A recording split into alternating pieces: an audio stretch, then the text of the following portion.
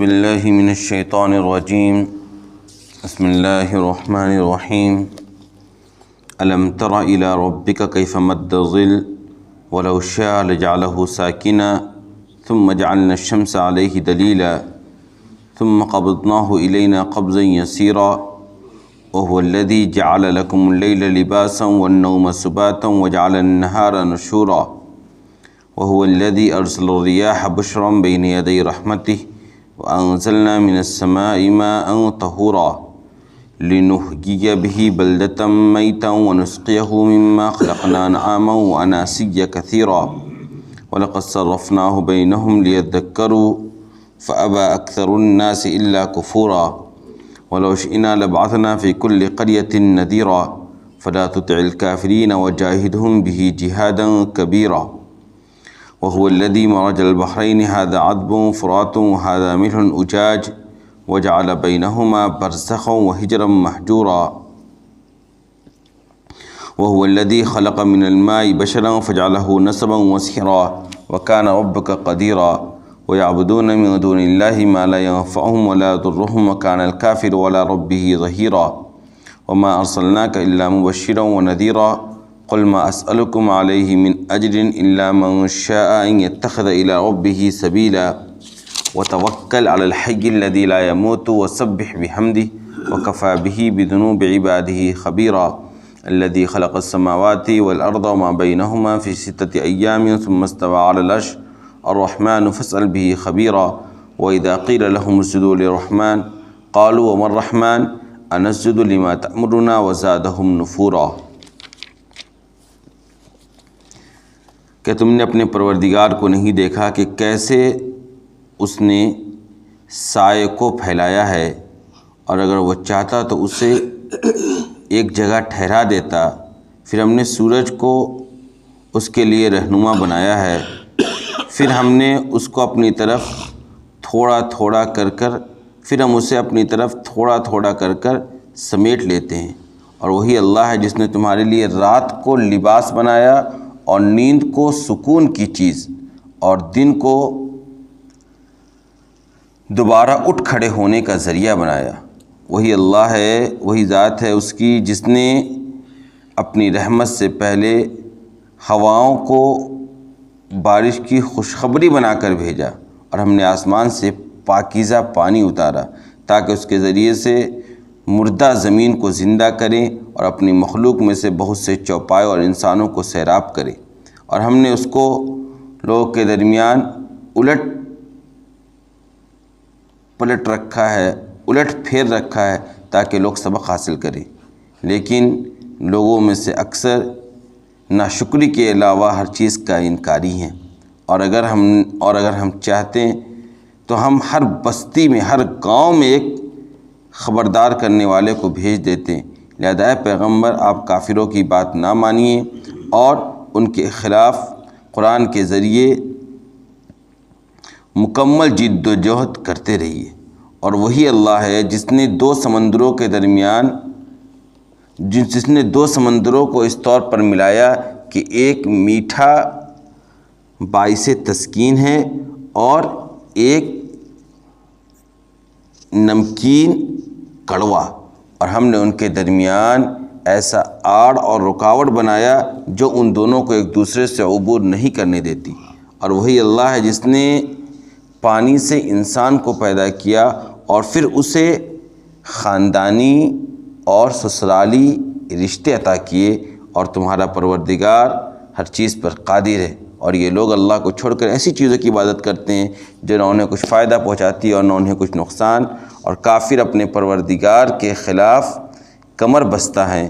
اور اے پیغمبر ہم نے آپ کو نہیں بھیجا مگر مبشر اور نذیر بنا کر، لوگوں کو خوشخبری دینے اور خبردار کرنے والا بنا کر، اور اب کہہ دیجئے کہ میں تم سے اس تبلیغ پر کوئی اجرت نہیں مانگتا ہوں، مگر جو شخص چاہے کہ وہ اپنے پروردگار کی طرف راہ حاصل کر لے تو یہی میری اجرت ہے۔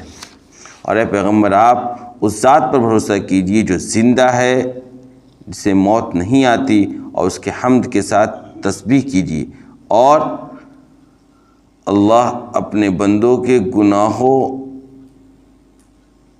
اور اللہ اپنے بندوں کے گناہوں سے باخبر ہونے کے لیے کافی ہے۔ وہی ہے جس نے آسمانوں کو اور زمینوں کو اور اس میں موجود چیزوں کو 6 دن میں پیدا کیا، پھر وہ عرش پر مستوی ہو گیا۔ وہی رحمان ہے، لہذا رحمان کے بارے مجھ سے پوچھو جو اس کی پہچان رکھتا ہے۔ اور جب ان سے کہا جاتا ہے کہ رحمان کے سامنے سجدہ کرو تو وہ کہتے ہیں کون ہے رحمان؟ کیا جس کے بارے میں بھی تم ہمیں حکم دو گے ہم سجدہ کر دیں گے؟ اور یہ بات ان کے اندر اور زیادہ نفرت کو پھیلاتی ہے۔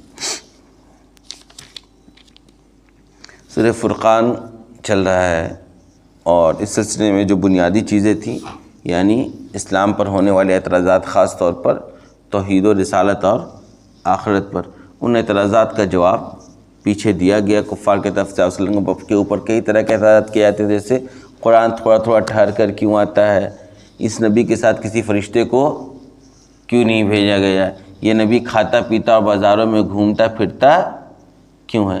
اس طرح کے سارے اعتراضات کا جواب ماضی کی تفسیروں کے اندر دے دیا گیا۔ آج کی جو آیتیں میں نے پڑھی اس کے ترجمے سے آپ کو یہ اندازہ لگ گیا ہوگا کہ ان آیتوں کے اندر اللہ تبارک و تعالیٰ کی قدرتوں کا بیان ہے۔ اللہ تبارک و تعالیٰ نے جو نشانیاں پیدا کر رکھی ہیں، اللہ نے اپنے قدرت کے جو مظاہر دنیا کے سامنے رکھ رکھے ہیں، وہ خود اللہ تبارک و تعالیٰ کی وحدانیت پر سب سے بڑی کیا ہے؟ دلیل ہے۔ جب ان چیزوں کے اندر، ان قدرتوں کے اندر انسان غور فکر کرے گا تو اس نتیجے پر پہنچے گا کوئی نہ کوئی اس کا خالق اور مالک ہے، اور وہی ہر طرح کے تعریف کے لائق ہے، کیونکہ جو کارنامہ اس نے انجام دیا ہے وہ کوئی اور دے نہیں سکتا۔ تو جب سارے خوبیوں کا مالک وہ ہے، تمام تعریفوں کا مستحق وہ ہے، تو عبادت کا مستحق بھی وہی ہوگا، اس کے علاوہ کسی اور کی عبادت جائز نہیں ہوگی۔ یعنی اللہ تبارک و تعالیٰ کی قدرتوں کا بیان کر کے اللہ شرک کی نفی اور اپنی قدرت کا اظہار فرما رہا ہے۔ لہذا پہلے آیت کے اندر کہا کہ کیا تم نہیں دیکھتے ہو، 2-3 آیتوں کا ایک ہی مفہوم ہے، بتا رہا ہوں میں آپ کو۔ کیا تم اپنے پروردگار کو نہیں دیکھتے ہو، کیسے وہ سائے کو پھیلاتا ہے، اور اگر وہ چاہے تو اس کو ایک جگہ ٹھہرا دے، پھر سورج کو اس کے لیے رہنما بنا دیتا ہے، پھر ہم اس سائے کو اپنی طرف تھوڑا تھوڑا کر کے سمیٹ لیتے ہیں۔ ہم اور آپ دیکھتے ہیں کہ اللہ تبارک و تعالیٰ کی قدرت یہ ہے کہ انسان کو سائے کی بھی ضرورت ہے اور دھوپ کی بھی ضرورت ہے۔ انسان کو سائے کی بھی ضرورت ہے اور دھوپ کی بھی ضرورت ہے۔ اگر صرف اور صرف آسمان پر دھوپ ہی ہوتا، زمین پر صرف اور صرف دھوپ کی ہی روشنی پڑ رہی ہوتی تو اس سے بھی ہماری زندگی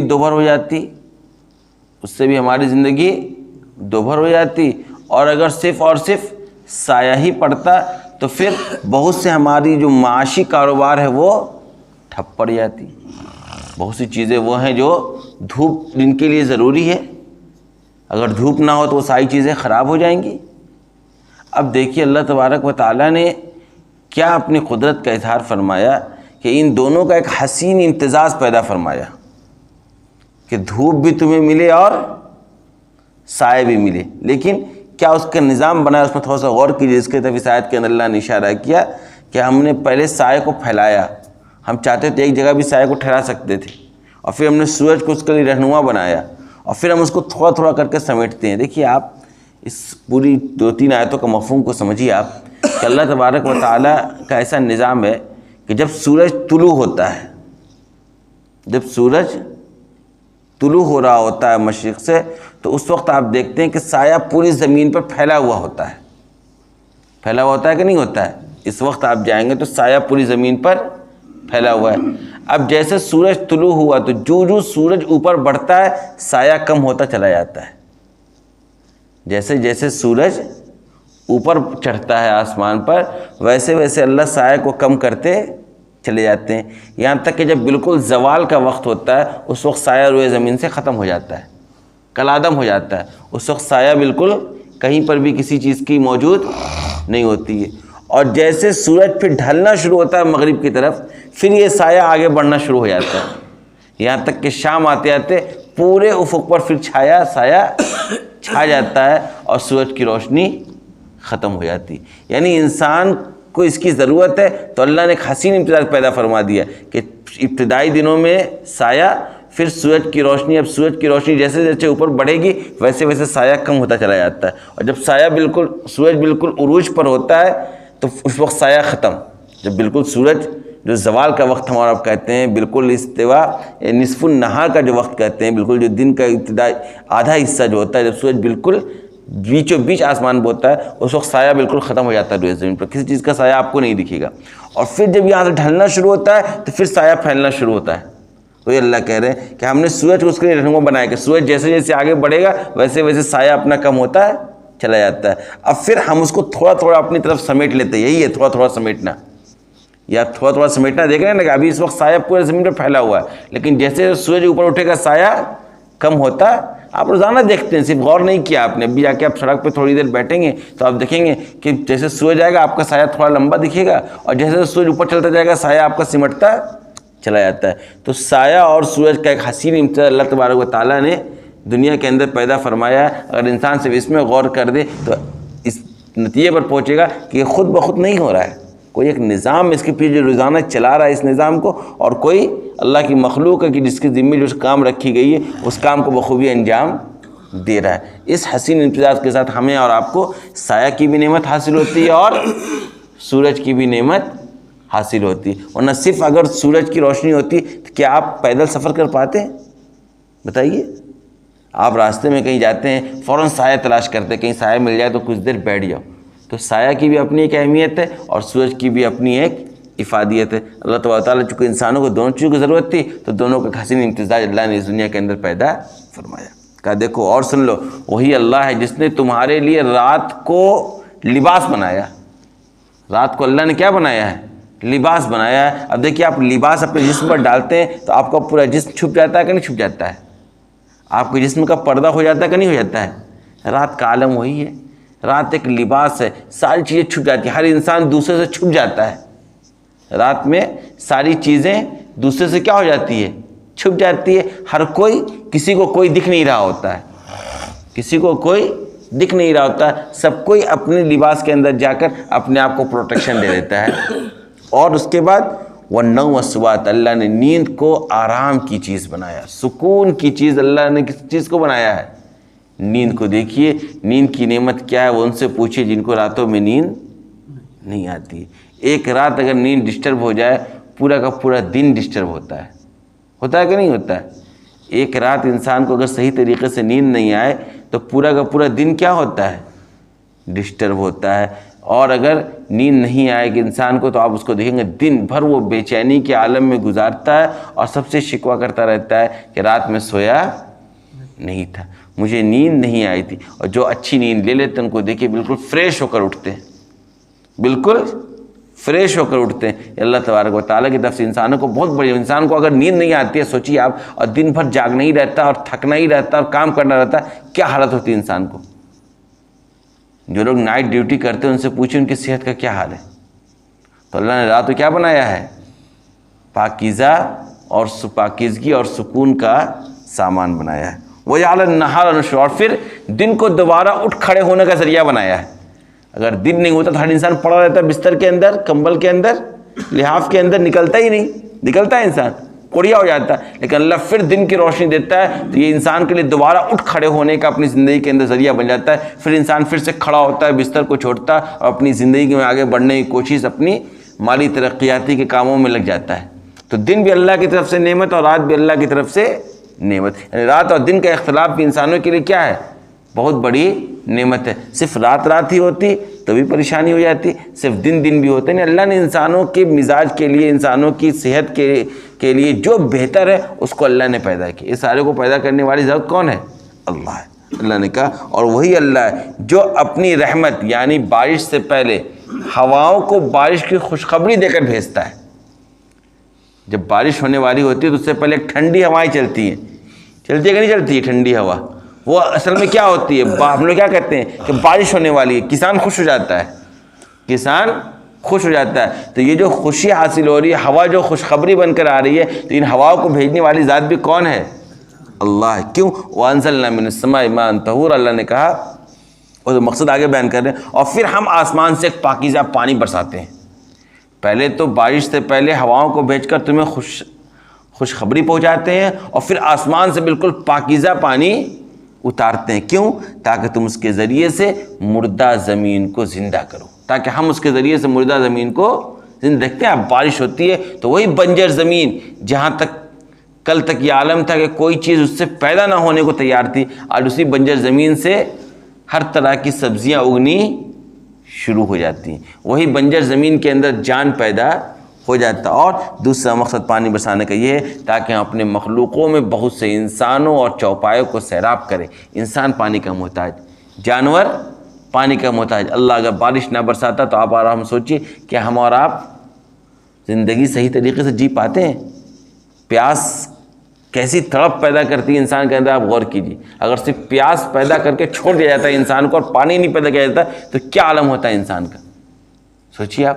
اب اللہ نے کیا کیا، پانی کا آج کی دنیا میں پانی کی نعمت کو اللہ نے کیسے گھر گھر تک پہنچایا. اس پورے نظام پر غور کیجیے گا تو انسان کی عقل حیران رہ جائے گی. سوچیے آپ جاتے ہیں ٹوٹی کھولتے اور ٹوٹی سے پانی آپ کے بیکٹ میں آ جاتا ہے. کبھی آپ نے غور کیا یہ پانی یہاں تک پہنچنے میں کتنا بڑا نظام ہے؟ سب سے پہلے اللہ تبارک و تعالیٰ کیا کرتا ہے، اللہ نے بڑے بڑے سمندروں کو پیدا کیا. اللہ نے کوئی انسان پیدا کیا سمندر؟ دنیا کے اندر کوئی کمپنی ایسی ہے جو بتا دے کہ فلاں علاقے میں جو سمندر کا اتنا بڑا رقبہ ہے وہ اس فلاں کمپنی کا پروڈکشن ہے؟ بتائیے آپ، ہے کوئی؟ یا ان سمندروں کو پیدا کرنے والی ذات کون ہے؟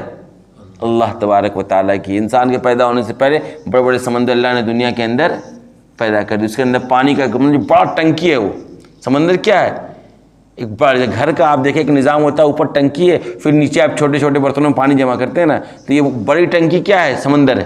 اب اللہ کیا کرتا ہے، ان سمندروں سے پانی کو بھاپ کے ذریعے اٹھاتے ہوئے بادل کی شکل میں پیدا کرتا ہے.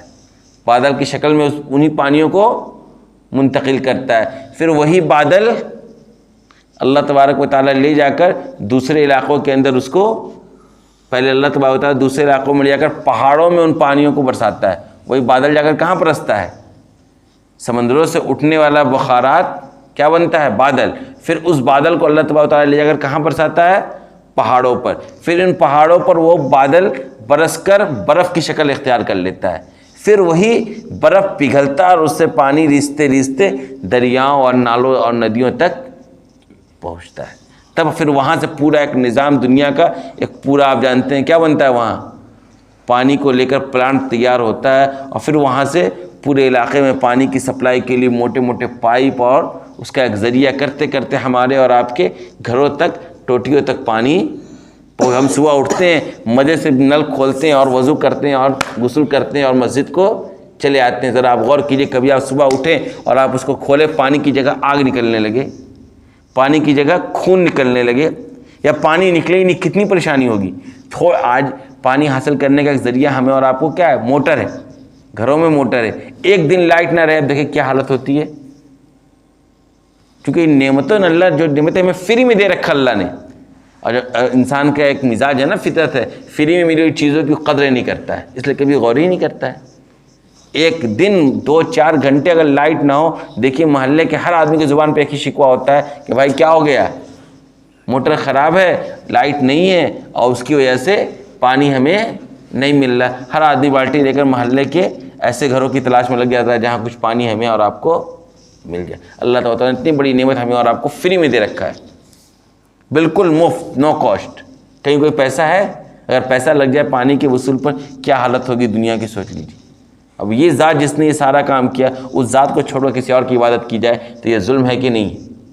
بتائیے. غور کرنے کی چیز ہے. انسان اگر غور کرے تو انسان، اسی لیے قرآن نے ان تمام چیزوں کو بیان کیا تھا کہ انسان کیا کرے، غور کرے اور غور کر کے صحیح نتیجے تک پہنچنے کی کوشش کرے. اللہ نے کہا دیکھو وَلَقَدْ صَرَّفْنَاهُ بَيْنَهُمْ لِيَذَّكَّرُوا، اور اس پانی کو ہم نے اس پانی کو ہم الٹ پھیرتے رہتے ہیں لوگوں کے درمیان تاکہ لوگ سبق حاصل کریں. اس کا ایک مفہوم تو وہی جو بھی ہم نے آپ کو بتلایا نہیں، اس کا 2 مفہوم ہے. ایک مفہوم تو اس کا یہ ہے کہ اللہ تبارک و تعالیٰ نے پانی کو جو تقسیم کیا ہے وہ ایک اندازے اور ایک تناسب کے اعتبار سے تقسیم کیا، یعنی جہاں جتنی ضرورت ہے پانی کی اسی اعتبار سے اللہ نے اس جگہ پانی کو پہنچائی. مطلب ہے پانی کو الٹنا اور پھیرنا.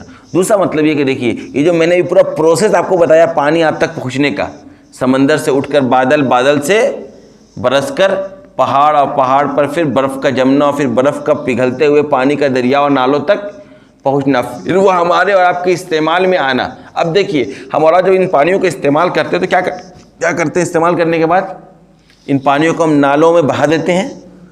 اب یہ نالوں کا پانی کہاں جاتا ہے؟ کبھی آپ نے غور کیا ہے؟ یہی پانی جس کو آپ نے ابھی استعمال کر کے نالوں کے اندر بہایا، یہ پانی نالوں کے پروسیس سے گزرتے ہوئے بڑے شہر کے بڑے نالے، اور شہر کے بڑے نالے سے ہوتے ہوئے نہر، اور نہر سے ہوتے ہوئے دریا، اور دریا سے ہوتے ہوئے سمندر تک پہنچ جاتا ہے پانی دوبارہ۔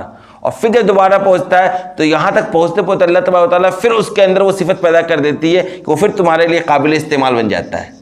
پھر اسی سمندر سے اٹھتا ہوا پانی بادل کی شکل اختیار کرتا ہے، اور پھر وہ پہاڑوں کے ذریعے ہوتے ہوئے، برف کے ذریعے ہوتے ہوئے، پگھلتے ہوئے دریاؤں میں ہوتے ہوئے ہمارے آپ تک پہنچتا ہے۔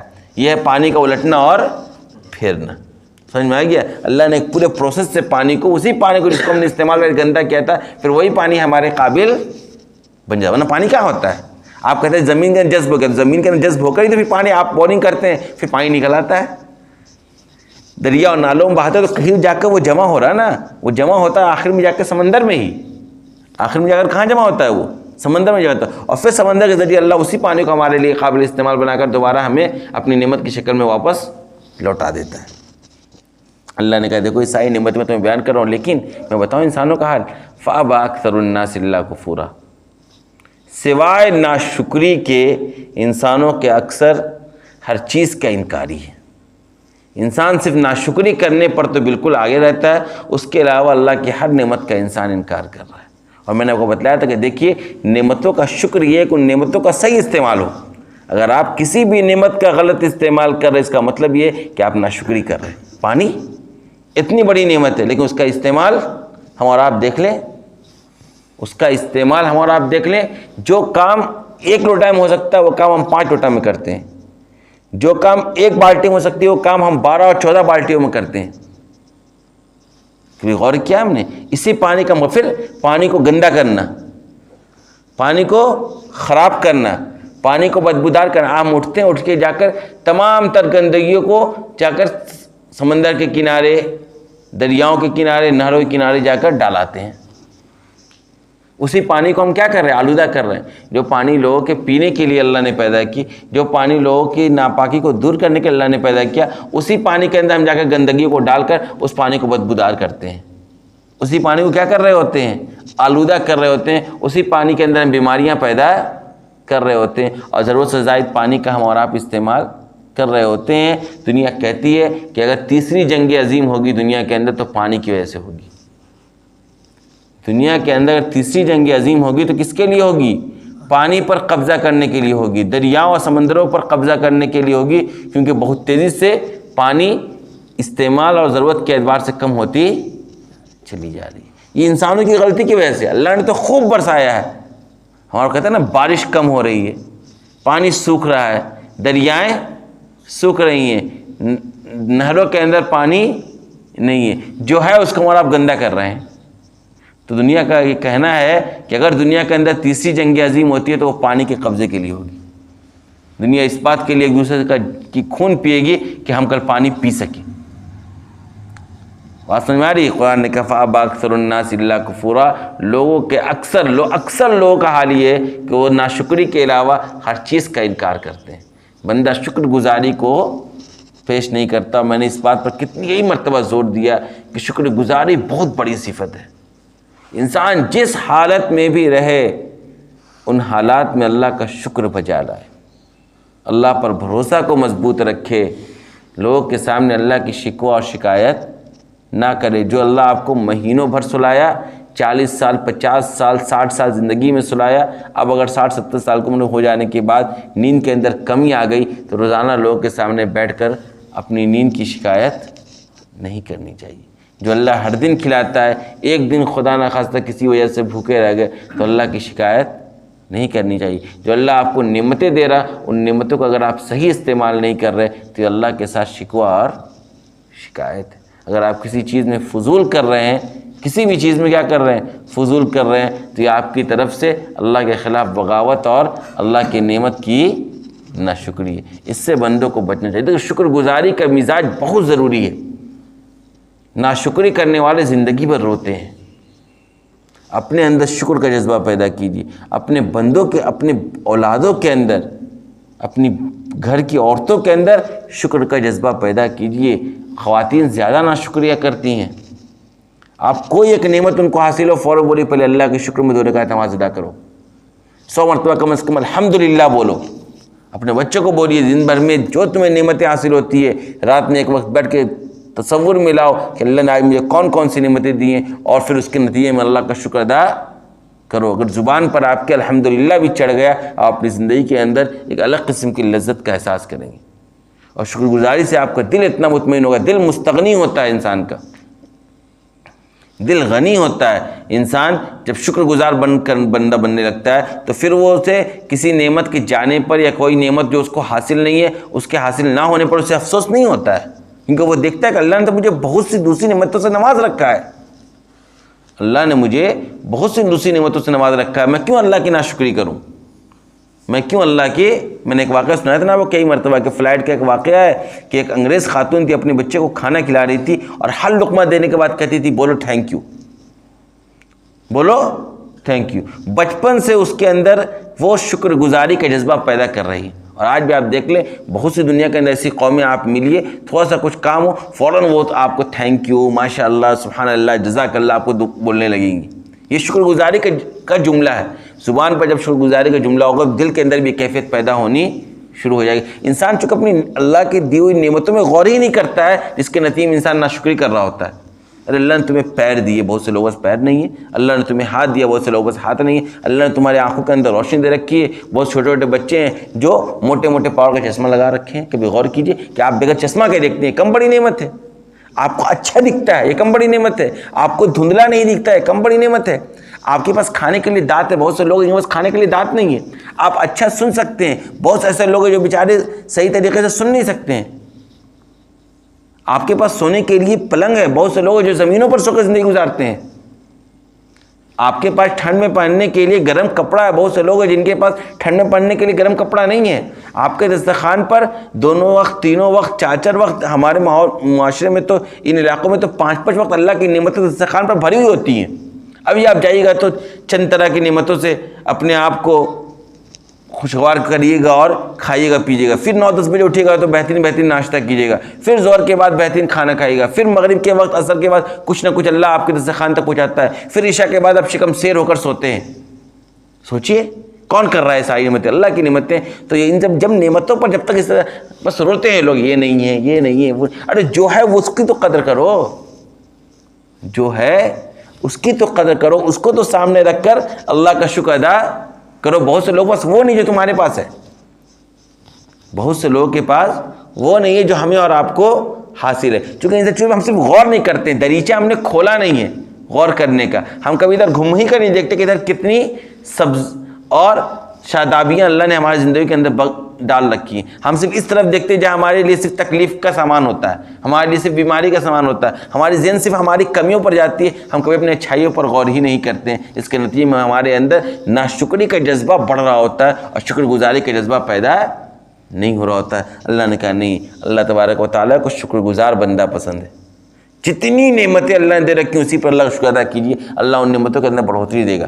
برکت آپ چاہتے ہیں نا، برکت ہو زندگی میں، برکت چاہیے شکر گزاری کا جذبہ پیدا کر لیجیے، برکت چاہیے شکر گزاری کا جذبہ پیدا کر لیے۔ اللہ نے کہا دیکھو اگر ہم چاہتے تو ہم ہر بستی میں ایک ڈرانے والے کو بھیج دیتے، ہر محلے میں الگ ایک ڈرانے والا اللہ بھیج سکتا تھا۔ لہٰذا پیغمبر فلا تطع الکافرین، کافروں کا کہنا نہ مانو۔ یہ تمہارا انکار کر رہے ہیں نا بار بار، اور کہہ رہے ایسا کر لیں گے تو ہم مان لیں گے آپ کو، ایسا آپ کر لیں گے تو آپ کو ہم مان لیں گے، آپ ان کی باتوں کو نہ مانو اور آپ ان کے خلاف اپنی پوری جد و جہد اور طاقت لگائے رکھو۔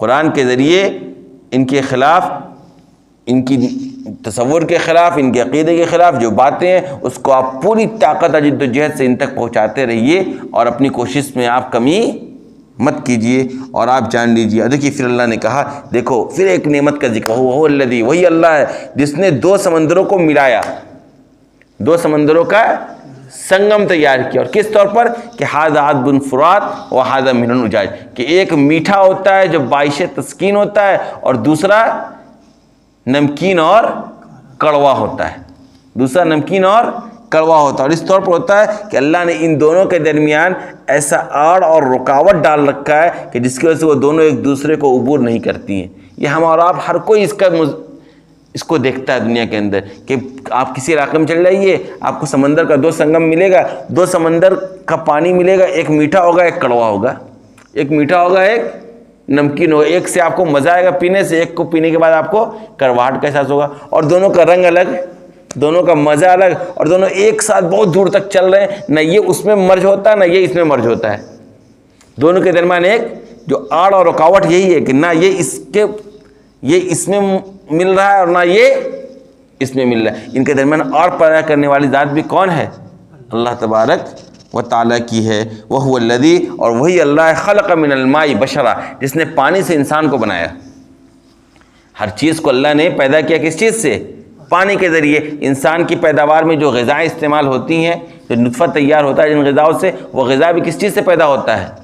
پانی کے ذریعے۔ فَجَعَلَهُ نَسَبًا وَسِحْرًا، بس یہ آخری آیت ہے، اس کے بعد چھوڑ دیتا ہوں چونکہ وقت کافی ہو رہا ہے، آگے کی آیتوں کے بعد میں ہوگا، لیکن ایک بات اور کہنی یاد دلائیے گا۔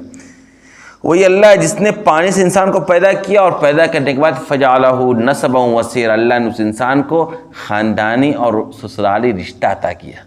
دیکھیے اللہ اپنی نعمتوں کے ذکر میں خاندانی رشتہ داریوں کی نعمت کا ذکر کر رہا ہے کہ خاندان کا ہونا، والدین کا ہونا، آباء و اجداد کا ہونا، رشتہ داریوں کا ہونا، یہ تمہارے لیے اللہ کی طرف سے کیا ہے؟